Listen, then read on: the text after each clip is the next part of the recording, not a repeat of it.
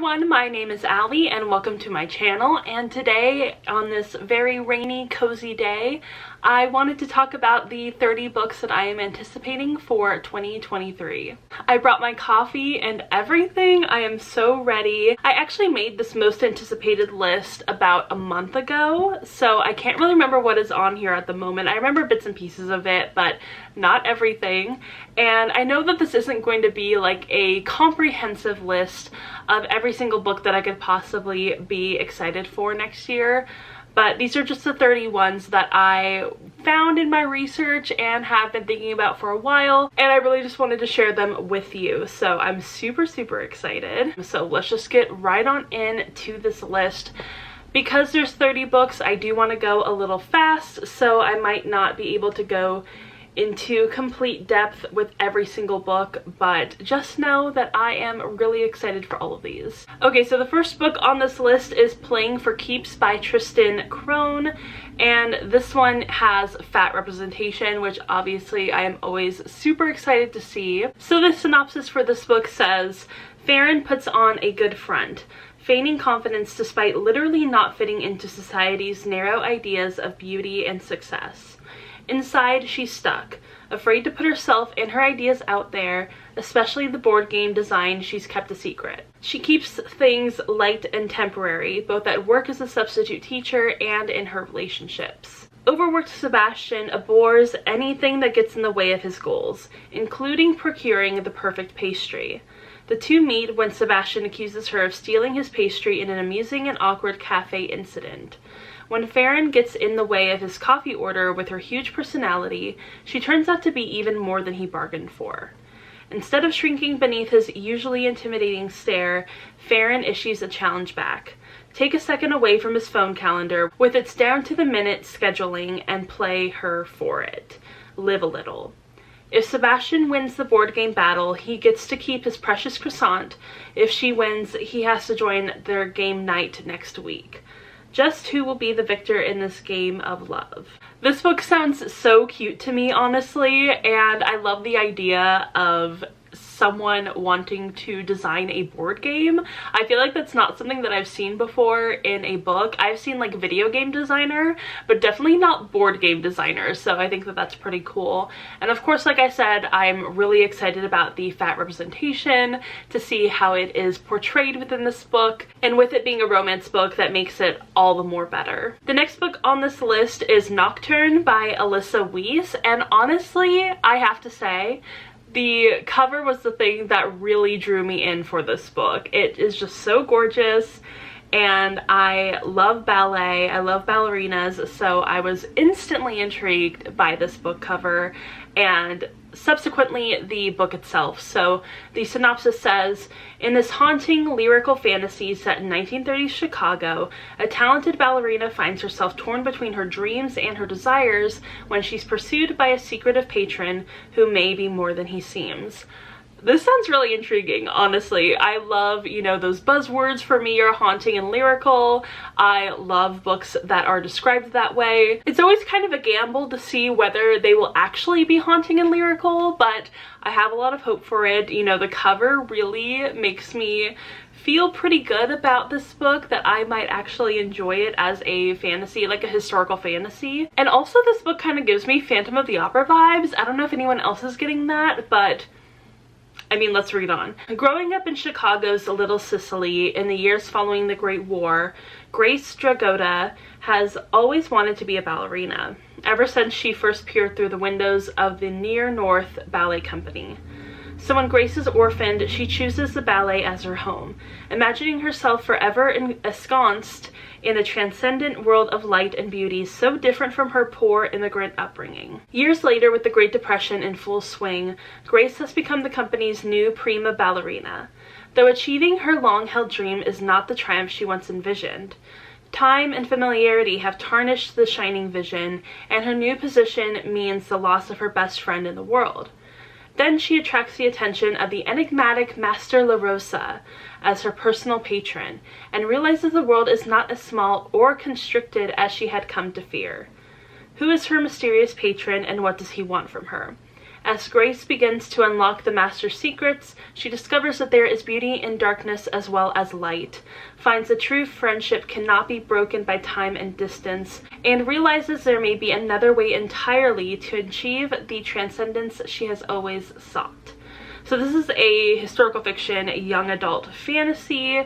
It sounds really intriguing. It's actually not that long. I just looked at the page number and it is only 240 pages long. So it'll be a very short and quick little read.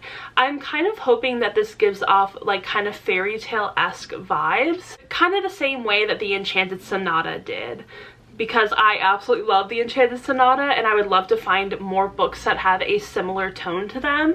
And Nocturne is kind of giving me that same sort of vibe, so I am excited and intrigued. The next book on this list is Rootless by Crystal Zara Appia, and this one looks really interesting. I love the cover on this. And it says, a provocative debut novel about a marriage in crisis that asks the question, can you ever be rooted in a home that's on the brink of collapse? It seems like this is going to be kind of like an exploration of these two characters' marriage. And not only that, but kind of going back in time and seeing where the entire relationship began.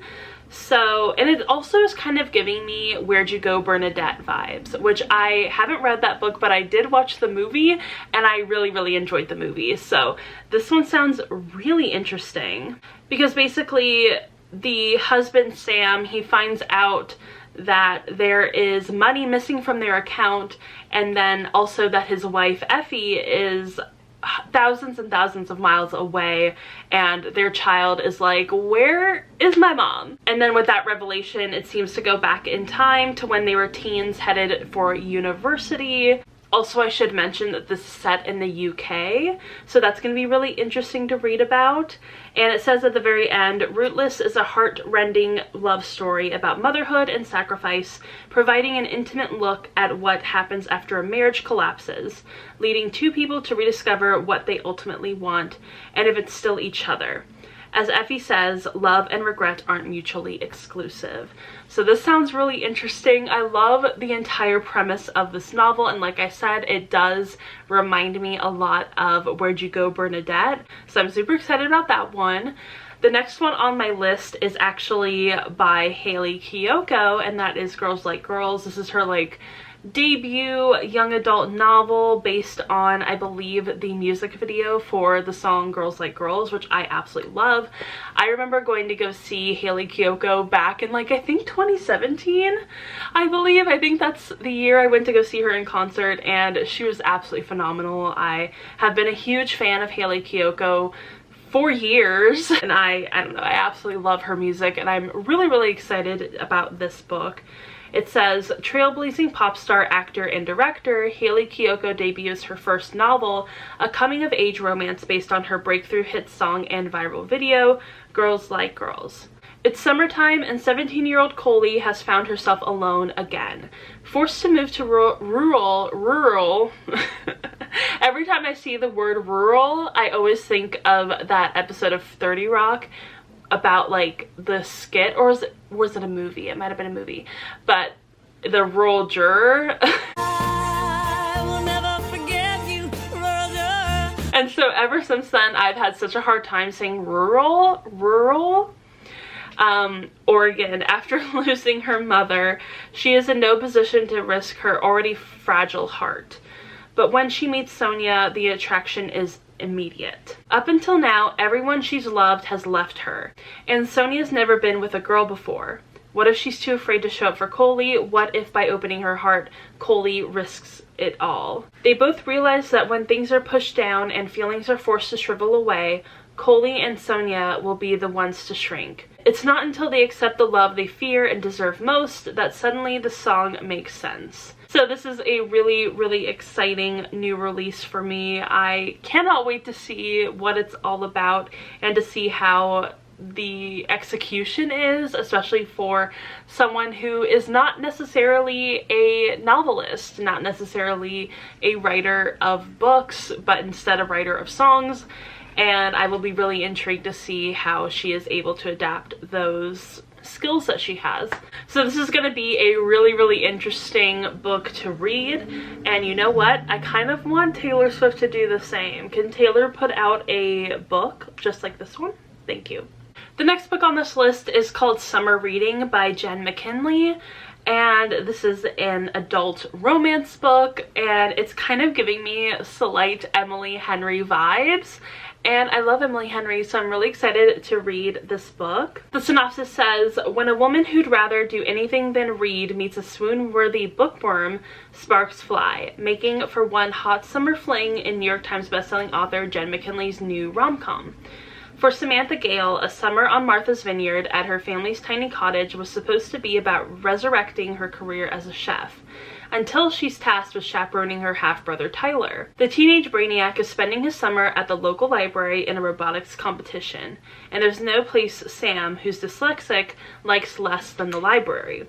And because the universe hates her, the library's interim director turns out to be the hot reader guy whose book she accidentally destroyed on the ferry ride to the island. Bennett Reynolds is on a quest to find his father, whose identity he's never known.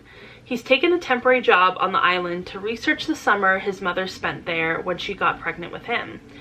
Ben tells himself he is not interested in a relationship right now, yet as soon as Sam knocks his book into the ocean, he can't stop thinking about her. An irresistible attraction blossoms when Ben inspires Sam to create the cookbook she's always dreamed about, and she jumps all in on helping him find his father. And soon they realize their summer fling may heat up into a happily ever after. Okay, this is also giving me Mamma Mia vibes, which I love Mamma Mia. Literally one of my favorite, I don't know if you would call it a franchise, but my favorite movies of all time. I love Mamma Mia, and I love Mamma Mia, Here We Go Again. Literally two of my favorite movies ever. So this one kind of gives me a little bit of those vibes, kind of like a Love and Gelato sort of situation. Which, side note, love that book, hate that movie, don't watch the movie, don't even bother. But Summer Reading sounds really good, and something that is right up my alley and might be like a fun little beach read situation. The next book on this list is Marvelous by Molly Greeley, and this one sounds really interesting. I believe it's a historical fiction, possibly fantasy, a little bit of fairy tale retelling. And the synopsis says, 1547, Pedro Gonzalez, a young boy living on the island of Tenerife, understands that he is different from the other children in his village. He is mercilessly ridiculed for the hair covering his body from head to toe. When he is kidnapped off the beach near his home, he finds himself delivered by a slave broker into the dangerous and glamorous world of France's royal court. There, Monsieur Sauvage, as he is known, I don't know how to pronounce Sauvage. Sauvage, is that how you do it in French? As he is known, learns French, literature, and sword fighting, becoming an attendant to the French King Henry II, and a particular favorite of his queen, the formidable Catherine de' Medici. Queen Catherine considers herself a collector of unusual people and is fascinated by Pedro and determined to find him a bride. Catherine Rethelin, I hope that I'm pronouncing that name correctly, is a beautiful 17-year-old girl whose merchant father has fallen on hard times and offers up his daughter to Queen Catherine. The queen will pay his debts and his daughter will marry Monsieur Sauvage. Catherine meets Pedro for the first time on their wedding day, barely recovered from the shock of her father's betrayal. She soon finds herself christened Madame Sauvage by the royal courtiers and courtiers? I don't know French. And some must learn to navigate this strange new world and the unusual man who is now her husband.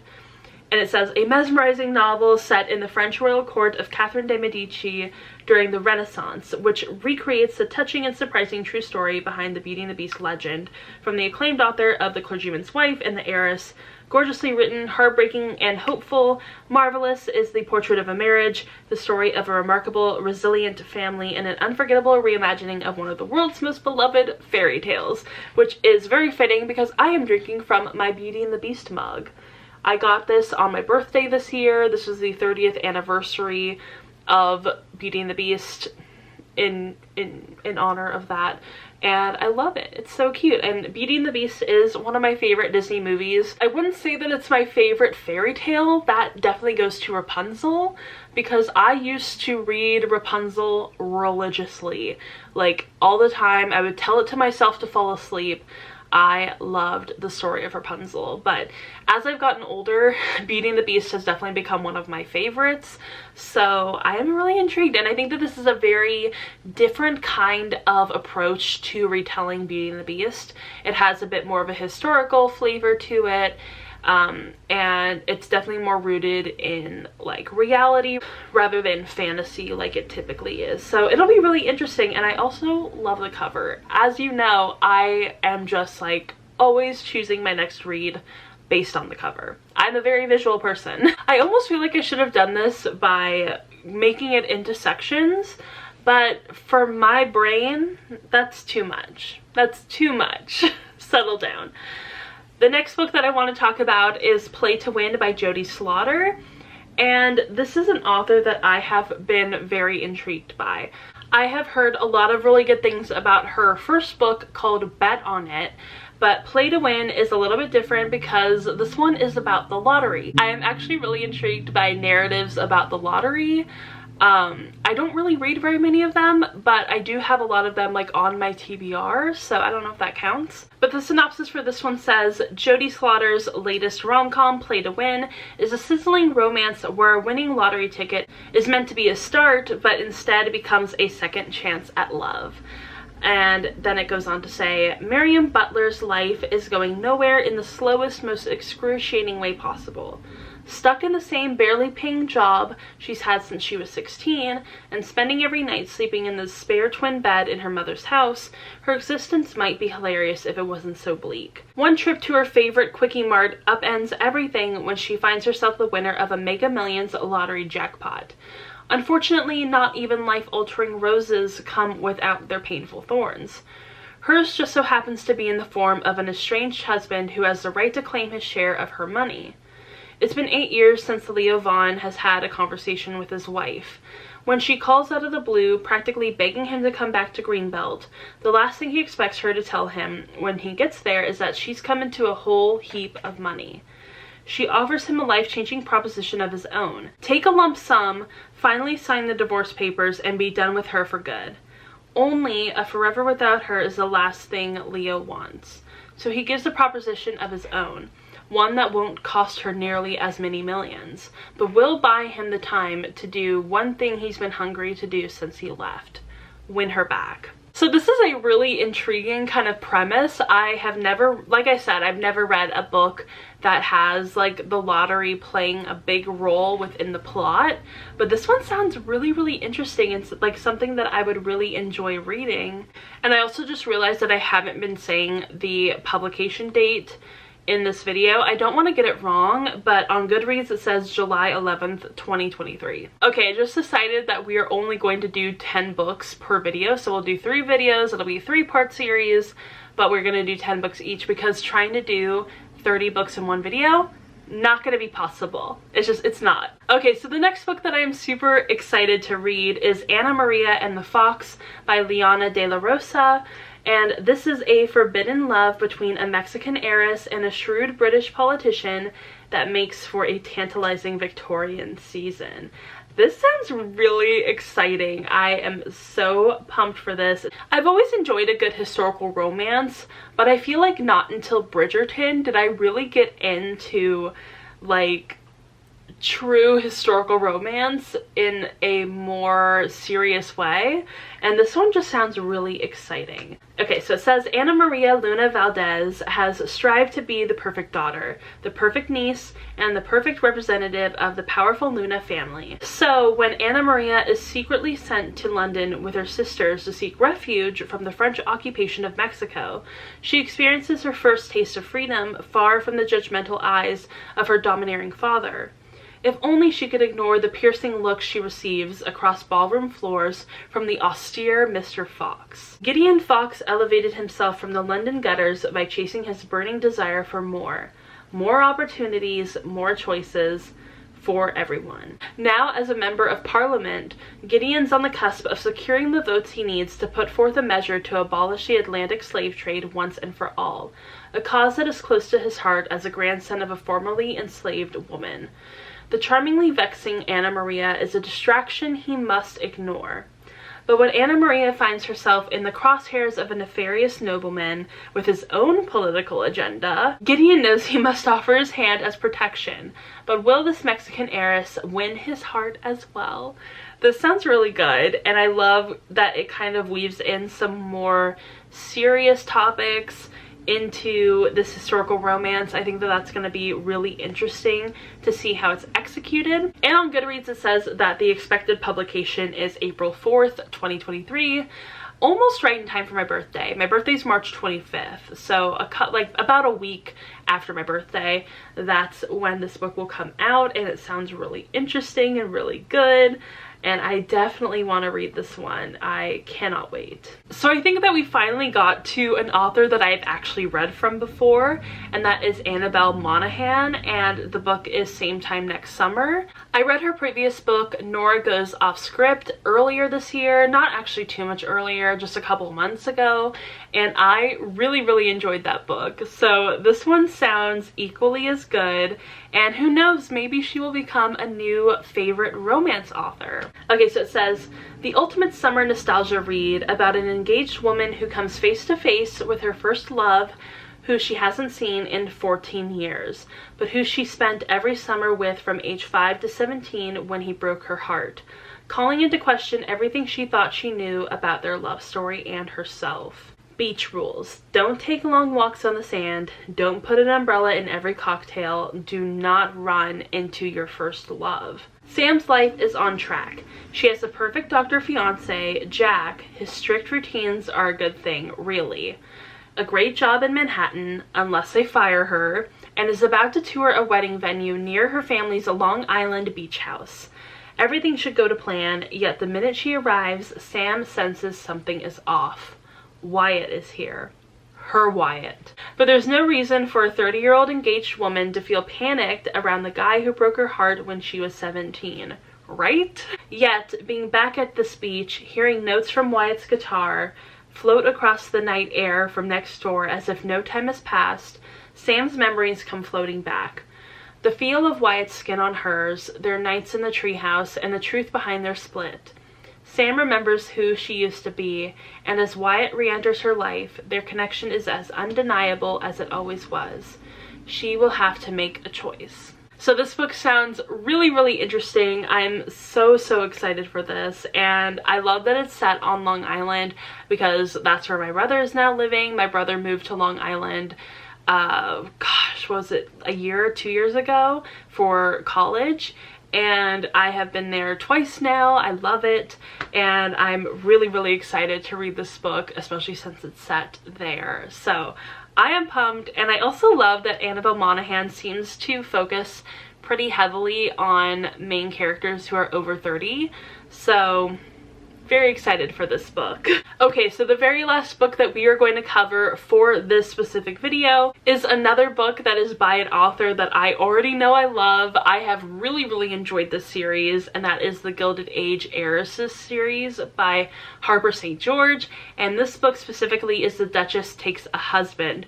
I have loved every single book in this series so far. I absolutely eat it up. I read them like nearly exactly on the day that it comes out. I am just so obsessed with this series, and I have to admit that I am very excited for this one. So it says, a scandalous arrangement between a London rogue and an American duchess leads to lavish stakes. Despite her illustrious title, Camille, Duchess of Hereford, remains what she has always been, a pariah. Though her title means she's technically accepted by London society, the rebellious widow with her burgeoning interest in the suffrage movement and her American ways isn't exactly high on every hostess's guest list. But Camille starts to wonder if being an outcast is not without its perks when the tantalizing answer to her secret fear appears in the shape of Jacob Thorne, the illegitimate son of an earl and a co-owner of London's infamous Montague Club. Jacob is used to making deals with his club members. He's just not accustomed to them being beautiful women. Nor have the terms ever been so sweetly seductive as Camille's shocking proposition. To finally buy his own club and gain the crucial backing of investors, Camille offers Jacob the respectability of a fake engagement with a duchess. In return, the tempting widow has one condition. She wants Jacob to show her if it's possible for her to experience pleasure in bed. The lure of such a bargain proves too delicious to resist, drawing the enterprising rogue and the wallflower duchess into a scandalous game and an even more dangerous gamble of the heart. I am so excited about this book. Like I said, I've loved every single book in the series, so I cannot imagine that this one will be any different.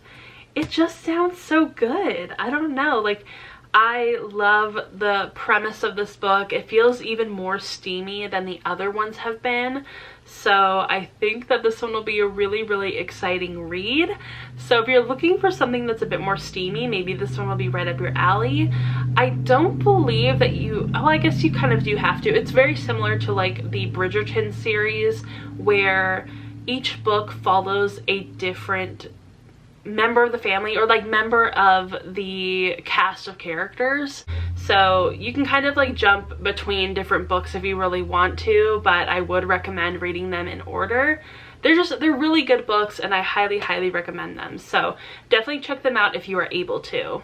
Alright, so I feel like those are all 10 of the books that I'm really excited about. This is the first part, so definitely keep your eye out for part 2 and part 3, where I go through the next 10 and the next other 10 books that I'm super excited about for 2023. There will be 30 in total. I had a little too much faith in myself that I would get to 30 in one video, but I felt like I had way too much to say about each book, and I really wanted to get through every synopsis.